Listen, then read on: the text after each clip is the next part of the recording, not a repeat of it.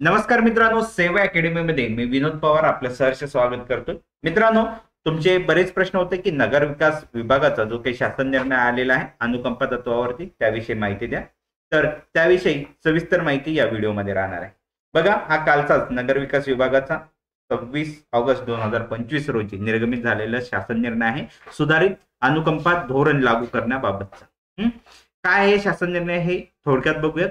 बघा, शासन निर्णय काय आहे की सामान्य प्रशासन विभागानं 17 जुलै 2025 रोजी शासन निर्णय अन्वये अनुकंपा नियुक्तीसाठी सर्वसमावेशक सुधारित धोरण शासकीय अधिकारी कर्मचाऱ्यांना लागू केले आहे। आणि उक्त शासन निर्णयामध्ये खालील प्रमाणे बदल, आता जे काही मी खाली म्हणेल ते बदल आहेत, बाकी जशाच तसं आहे, बरोबर आहे, काही त्याच्यात चेंजेस नाहीयेत। आणि हे कशासाठी आहे? सर्व महानगरपालिका, नगर परिषदा, नगर पंचायतीमधील अधिकारी कर्मचारी यांना लागू आहे। परत परत हे क्वेश्चन नको यायला नको म्हणून म्हणतो की महानगरपालिकेतील सर्व कर्मचाऱ्यांसाठी हा लागू आहे, नगर परिषदामधील सर्व कर्मचारी अधिकाऱ्यांसाठी लागू आहे, नगर पंचायत मधील सर्व अधिकारी आणि कर्मचाऱ्यांसाठी हा व्हिडिओ लागू आहे। आता जे काही शासन निर्णय आहे सामान्य प्रशासन विभागाचं, हे आता तुम्हाला तोंडपाठच झाली असेल तारीख की 17 जुलै 2025, बरोबर आहे। त्याच्यामध्ये काय कार्यालय प्रमुखांनी करावयाची कारवाईमध्ये काय नमूद केलं होतं की विहित मुदतीनंतर, बघा आपल्याला तुम्हाला काय आहे की पात्र झाल्याच्या नंतर 3 वर्षापर्यंत तुम्ही अर्ज सादर करू शकता, बरोबर आहे। 3 वर्षाच्या नंतर अर्ज आले, 2 वर्षापर्यंत समापित करण्याचा अधिकार कोणाला आहे? जिल्हाधिकारी यांना। 2 वर्षापर्यंत म्हणजे 5 वर्षापर्यंत तुम्ही अर्ज करू शकता, याचा अर्थ असा होतो, बरोबर आहे। तर आता जिल्हाधिकाऱ्यांना तो अधिकार नसून हा कोणाला आहे? बघा, विहित मुदतीनंतर कमाल 2 वर्षाच्या कालावधीपर्यंत अर्ज सादर केल्यास विलंब समापित करण्याचा अधिकार जो इकडे कोणाला आहे? जिल्हाधिकाऱ्यांना, तो इथे कोणाला दिला आहे? आता याच्यामध्ये 2 आहेत प्रकार। महानगरपालिकेमध्ये जर कर्मचारी असेल तर संबंधित विभागीय आयुक्तांना, महानगरपालिकेसाठी कोणाला? विभागीय आयुक्ताला। आणि नगर परिषदा किंवा नगर परिषदा किंवा नगर पंचायतीसाठी जिल्हाधिकारी यांना। म्हणजे थोडक्यात काय चेंजेस काय आहे?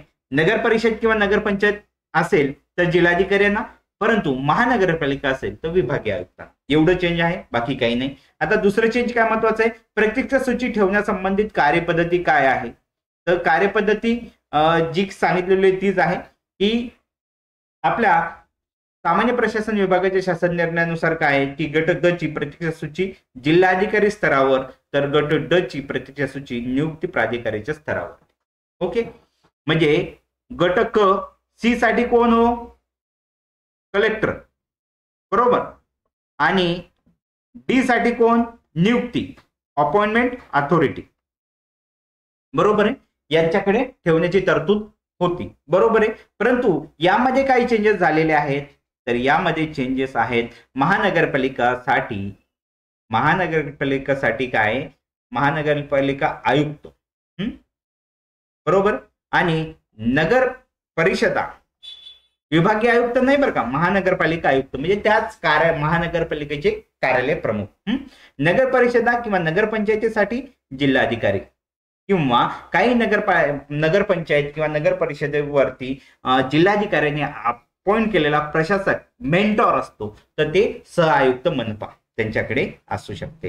गट ड ची, बरोबर आहे। आणि गट ड ची प्रत्यक्ष सूची त्या नियुक्ती प्राधिकाऱ्याच्या स्तरावर। आता गट ड असेल तर त्यांचा जो काही नियुक्ती प्राधिकारी आहे त्यांच्याकडे त्यांच्या स्तरावरती असेल, त्याच्यात काही चेंज नाही। इकडे पण काय नियुक्ती प्राधिकारी कार्यालयाच्या इथे पण ते।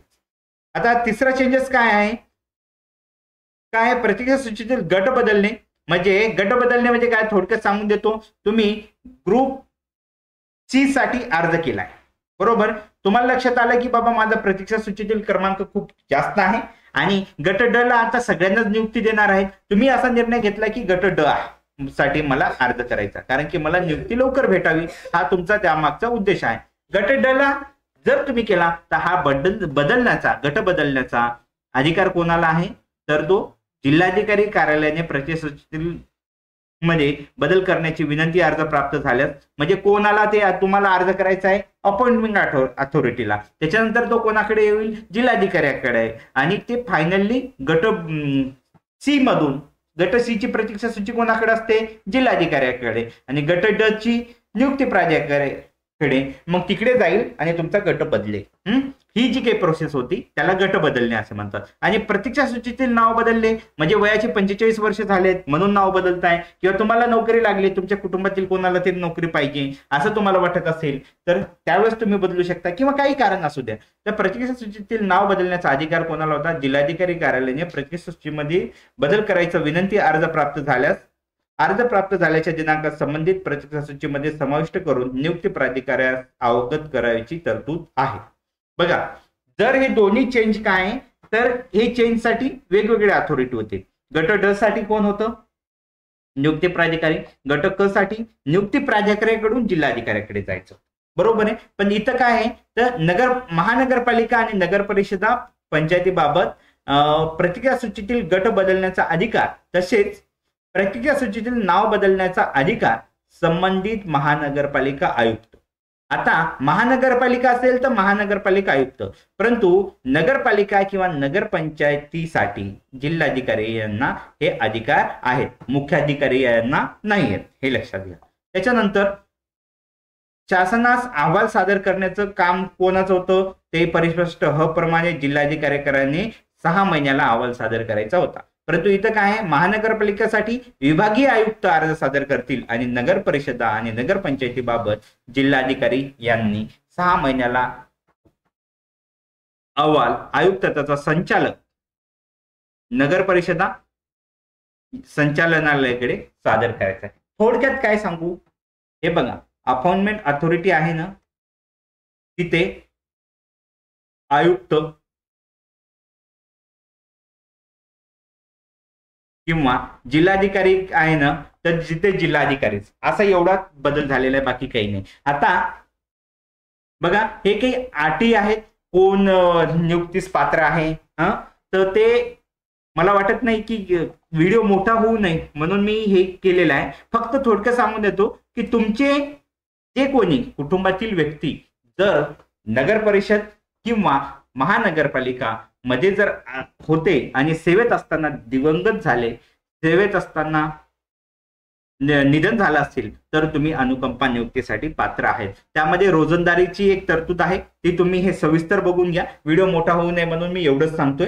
चला भेटूयात पुढच्या व्हिडिओमध्ये. काही तुमच्या शंका असेल तर नक्की विचारा. आणि या अटी आपल्या जे काही आहेत, हे काही तरतुदी आहेत हे, तर ह्या बघून घ्या. आपल्या अनुकंपा वेटिंग मंचवरती हा शासन निर्णय टाकलेला आहे, त्यामधून तुम्हाला स्पष्ट होईल. जर स्पष्ट नाही झालं तर मला कळवा, आपण ते स्पष्ट करूयात. चला भेटूयात पुढच्या व्हिडिओमध्ये लवकरच.